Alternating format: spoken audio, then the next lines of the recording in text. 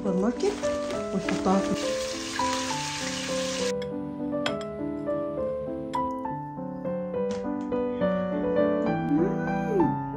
يامي يامي. نحطهم بقى عليها كلهم.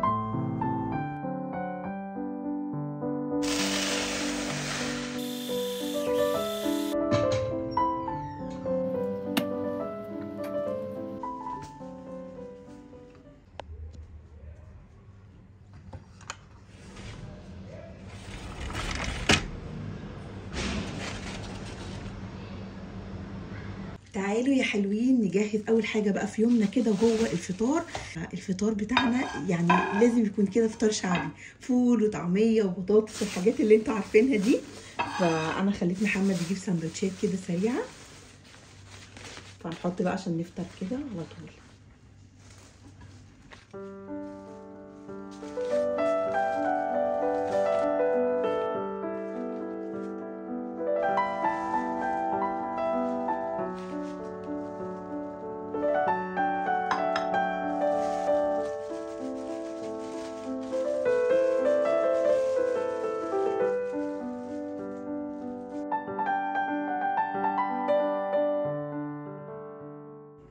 وخلاص جهزنا الفطار، ناخد بقى كده نفطر وارجع لكم تاني.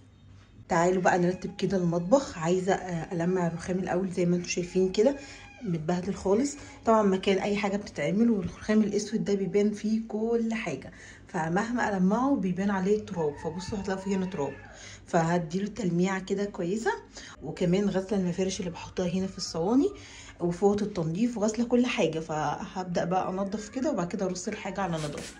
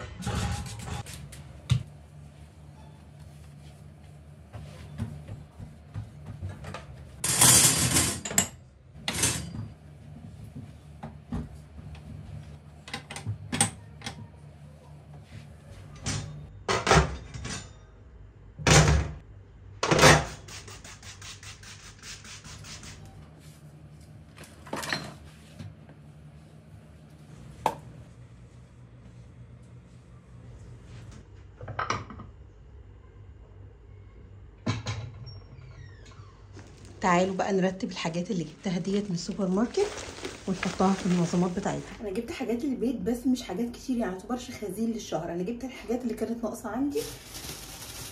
فجبت شاي اللي هو الناعم اللي هو ليبتون، وجبت كيس سكر، وكيس رز برضو الضحى، وجبت كمان ازازتين زيت. جبت واحده عافيه، دي بحب استخدمها جدا في الاكل عموما، وحلوه ديت عشان خاطر القلي. وجبت كيس مكرونه اللي هي الصغيره دي بتاعت كايرو، وجبت كمان كيسين شعريه اللي هو ماركه المطبخ، وهي علبه حلاوه. وجبت 3 اكياس من خلطات اللي هم الماجي اللي هي دي بحبها قوي قوي قوي في البشاميل، خطيره. فجبت واحده عشان محتاجاها، وجبت واحده للشيش طاووق وواحده للشاورما. وجبت كمان اللي هو الكيك شيف ده والفانيليا. دول بصوا ما بستناش ان هم يخلصوا عندي، لان ديما تقريبا ممكن في الاسبوع اعمل مره او مرتين كيك، اي حاجه فيها حلويات، عشان خاطر ديما لازم بيكون عندي احتياطي، لاني ممكن اتزنق فيهم في اي وقت.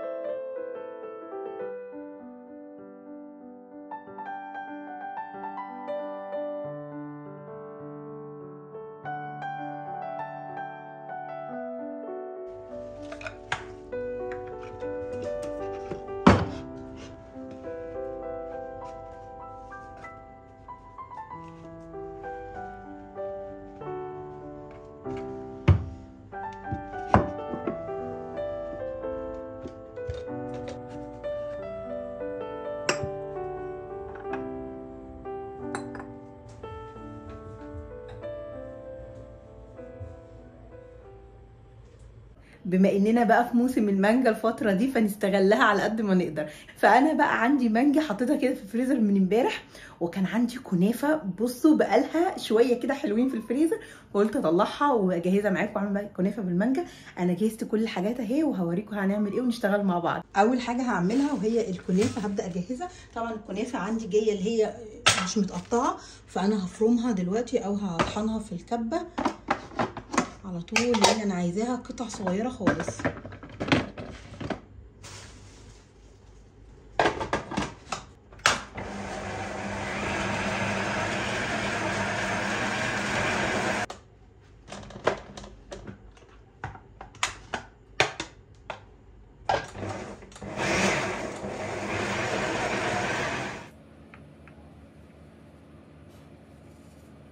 خلاص كده طحنت الكنافه زي ما انتم شايفين، فتفتها خالص خالص.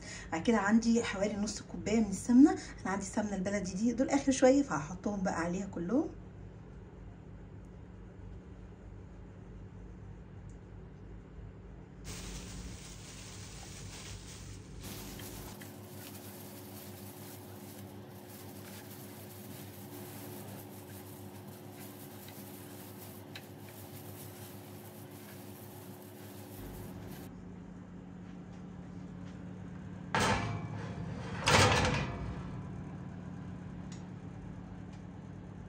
تعالوا بقى نجهز الكريمه بتاعتنا. اول حاجه معايا كوبايه ونص من الحليب، وكوبايه من الكريم اللي هو الباسترا، وكوبايه من كريم الشانتيه، وكوبايه الا ربع من السكر البودره. هو كان سكر عادي وانا ضربته بالهاند بلندر، ودي النتيجه.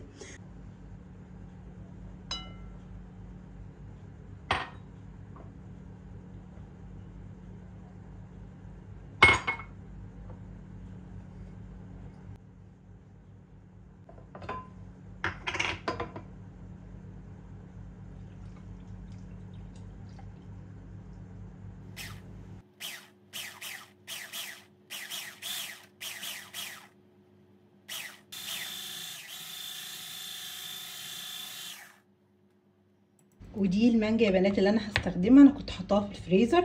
احسن حاجه ليها انك تقشريها بالقشاره وبعد كده تقطعيها مكعبات او سلايس على حسب ما انت عايزه تعملي.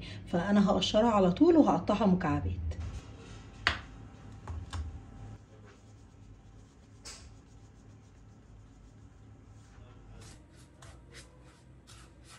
نعم.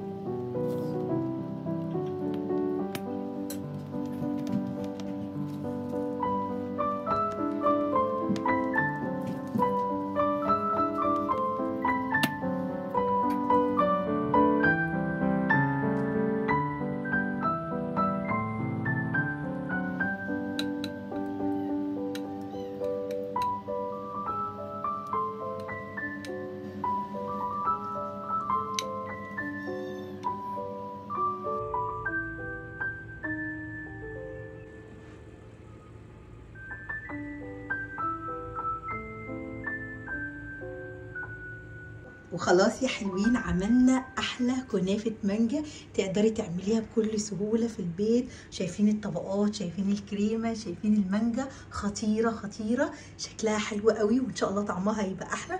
جربوها ان شاء الله هتعجبكم.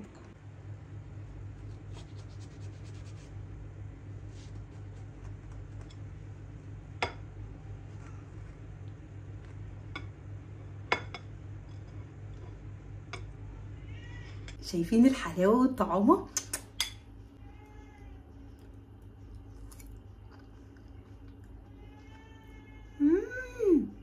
يامي يامي يامي، طعمها جامد جدا. النهارده يا جماعه قررت ادلعهم في الغدا واعمل لهم اكله كده بيحبوها، فتعالوا نجهزها كده مع بعض قبل ما اودي يصحى ودي ما تيجي والدنيا كانت تدربك عندي. تعالوا بينا يلا.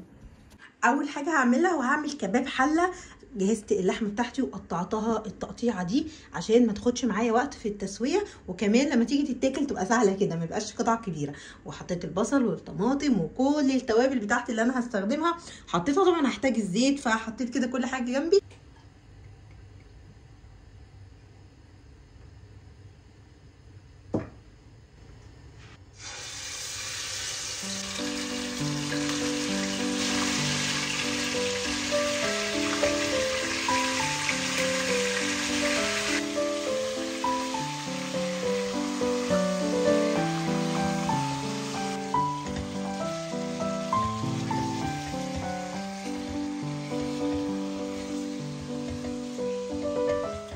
حطيت الزيت وحطيت اللحمه، خدت كده التشويحه واديتها الصدمه المحترمه. هبدا بقى احط التوابل، احط البصل واحط الطماطم.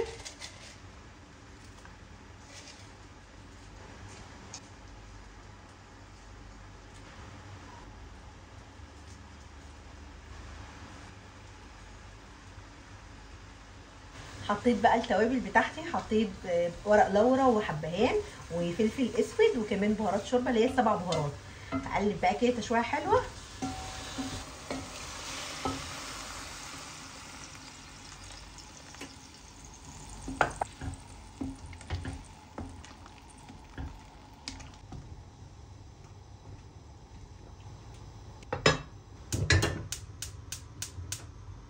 قررت اعمل لهم مكرونه بشاميل، بس ما عنديش لحمه متعصجه، فاحنا نعصج كده اللحمه مع بعض وعقبال ما تستوي يكون بقى خلصنا بقيه تجهيزات المكرونه. انا عندي لحمه مفرومه بس الدهن بتاعها خفيف، ده اللي هو نص دسم، فمعايا نص كيلو. هبدا بقى احط المكونات بتاعتي.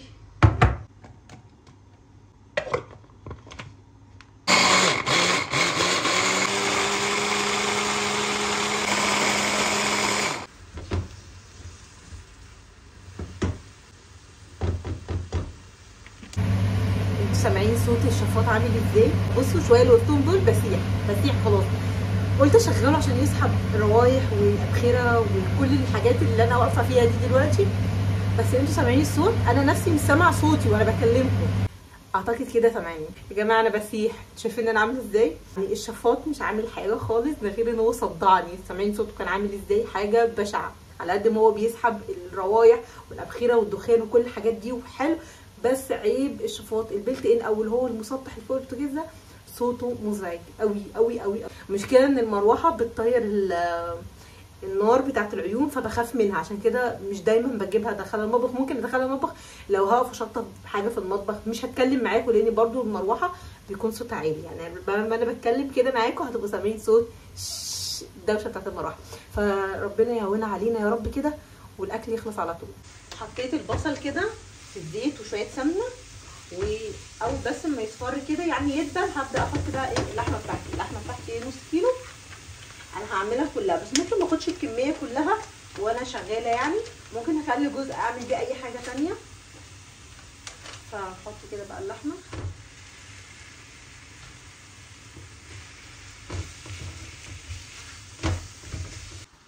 هنضيف التوابل بتاعتنا: فلفل اسود، ورق لورا، حبهان، بهارات لحمه، وشويه من القرفه، وشويه ملح.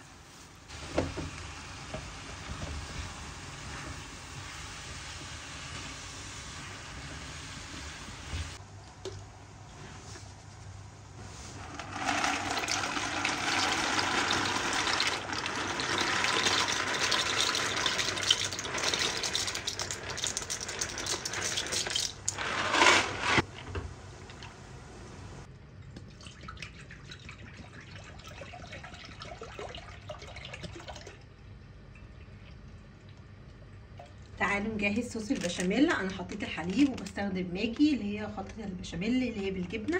طعمها حلو قوي يا بنات، تحسي ان كده دسمه، يعني الجبنه كده فيها. لو ما عندكيش وعندك العاديه ممكن تحطي جبنه مثلثات، تحطي جبنه موتزاريلا، اي نوع جبنه عندك هيبقى حلو، هيخليها قوامها حلو كده وانت بتاكلي المكرونه من جوه كده تحسي ان هي ليها طعم، مش مجرد بس صوص من بره.